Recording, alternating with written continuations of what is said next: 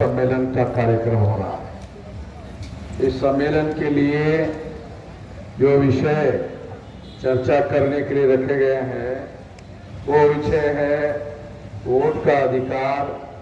यह शासक बनने और बनवाने का अधिकार है, लेकिन गैर संवैधानिक ईवीएम मशीन द्वारा वोट के अधिकार को शून्य करना यह शासक जातियों का एक षड्यंत्र है। यह गंभीर विश्लेषण ये एक विषय है।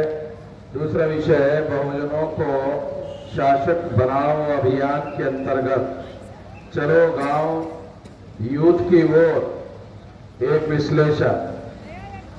तीसरा विषय है संगठन का सामाजिक एवं भौगोलिक नेटवर्क विस्तार 6 लाख गांवों तक करना और संगठन की जन आंदोलन में रूपांतरित करने से ही व्यवस्था परिवर्तन संभव है। साथियों,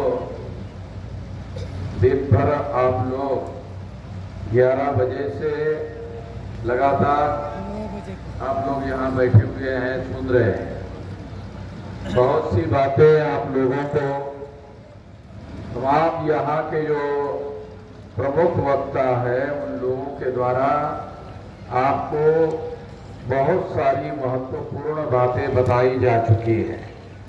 लास्ट में मैं केवल 2-3 बातें ही आप लोगों को बताना चाहता हूं। 2024 में लोकसभा का चुनाव होने वाला है, मगर चुनाव तो आते ही रहते हैं। जब देश में संविधान है तो हर 5 साल में लोकसभा का चुनाव तय है और फिर 5 साल का चुनाव विधानसभा के लिए तय है। तो ये तो चुनाव आते ही रहते हैं। आपकी इच्छा हो तो आते हैं, आपकी इच्छा ना हो तो भी आते हैं। चुनाव आते रहेंगे, मगर चुनाव में हमारे लोगों की संख्या बहुसंख्य होने के बावजूद भी जो हम चाहते हैं वो बदलाव क्यों नहीं होता? हमारी ये समस्या है। वो बदलाव क्यों नहीं होता? वो बदलाव इसलिए नहीं होता है क्योंकि आमतौर पर हम लोग क्या करते हैं कि कांग्रेस की जगह बीजेपी को चुनकर लाते हैं और बीजेपी के जगह कांग्रेस को चुनकर लाते हैं। कांग्रेस की स्थापना चटर्जी, मुखर्जी, बनर्जी, गोखले, तिलक, आगरकर ये ब्राह्मणों ने की। तो ब्राह्मणों का संगठन है। ब्राह्मणों ने इस देश में वर्ण व्यवस्था का संगठन बनाया, जिसमें हमारे पिछड़े वर्ग के लोगों को शूद्र बनाया और उन्हीं ब्राह्मणों ने जो शेड्यूल कास्ट के लोग हैं उन लोगों को अछूत बनाया। उन्हीं लोगों ने आदिवासियों को जंगलों में रहने के लिए मजबूर किया। उन्हीं लोगों ने महिलाओं को दास बनाया और उनको हक और अधिकार से वंचित किया। ये सारा का सारा काम उन ब्राह्मण लोगों ने किया। जब उन ब्राह्मण लोगों ने किया तो उन्होंने ब्राह्मणों का नाम बदल गया है। ब्राह्मणों का नाम अब बदल गया है। आप लोगों को मालूम नहीं हुआ, ब्राह्मणों का नाम बदल गया। क्या हुआ? ब्राह्मण का नाम हो गया कांग्रेस। अब आपको क्या लगता है? कांग्रेस तो अलग है ना। हमारे लोगों को क्या लगता है? कांग्रेस नहीं, अलग है। एक ब्राह्मण का नाम बदल गया, एक कांग्रेस हो गया। ब्राह्मण का एक दूसरा नाम हो गया भाजपा।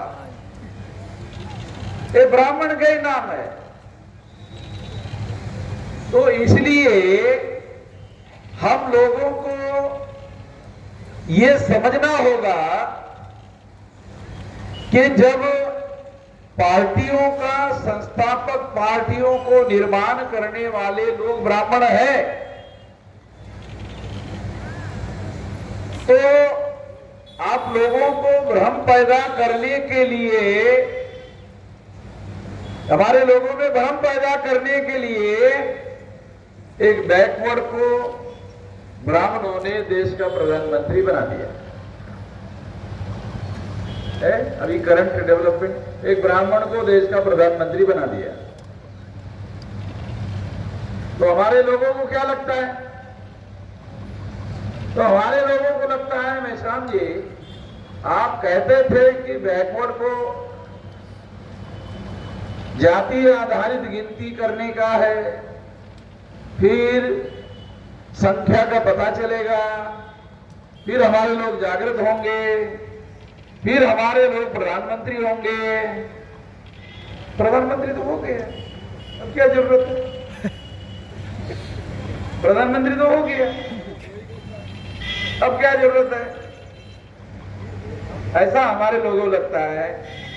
हम बैकवर्ड क्यों है? वो इसी वजह से बैकवर्ड है कि उन्होंने बैकवर्ड में से एक आदमी को खड़ा कर दिया और उसको नियंत्रण कर रहे हैं। अब आपको देहाती उदाहरण दिया जाए, मैं किसान का बेटा हूं तो आपको बताता हूं। गाड़ी को दो बैल जोड़े जाते हैं, जूते जाते हैं और दोनों बैलों की रस्सी वो गाड़ी चलाने वाले के हाथ में रहती है। बैल तब तक आगे बढ़ता है जब तक वो रस्सी अपने हाथ में रखने वाला जो आदमी है तब तक वो बैल को आगे जाने देता है। तो ये देश का जो प्रधानमंत्री है, ये ब्राह्मणों के द्वारा रखा हुआ एक बैल है। ये बैल है।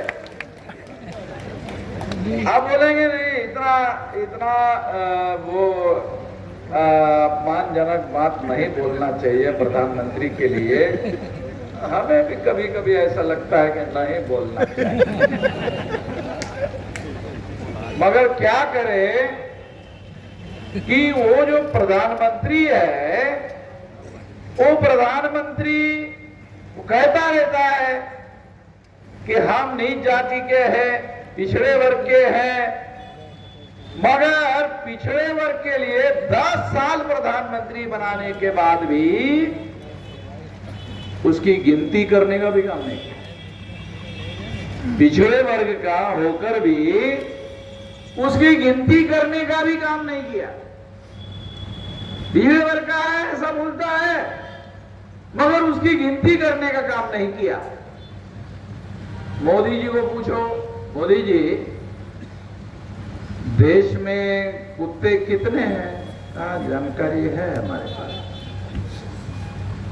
अच्छा, उसमें काटने वाले कुत्ते? हाँ, इसकी भी जानकारी है। अच्छा, सज्जन कुत्ते कितने हैं? अब आप लोगों ने पहली बार सुना होगा, कुत्ता भी सज्जन होता है? हाँ, सज्जन होता है। अब आप लोगों को सज्जन कुत्ता कौन होता है? जो ना काटने वाला कुत्ता, वो सज्जन कुत्ता होता है। जो काटने वाला कुत्ता है, वो कुत्ता जो है वो काटने वाला होता है, उसको कोई आदमी सज्जन नहीं बोलता है। तो तमाम प्रकार के जानवरों की जानकारी और उसकी संख्या मोदी जी को मालूम है, मगर मोदी जी को पूछो पिछड़े वर्ग की संख्या कितनी है? ये हमको पता नहीं। ओबीसी की संख्या कितनी का? ये हमको पता नहीं है। जानवरों की संख्या मोदी जी को पता है, मगर पिछड़े वर्ग जो इंसान है उसकी उनको पता नहीं है।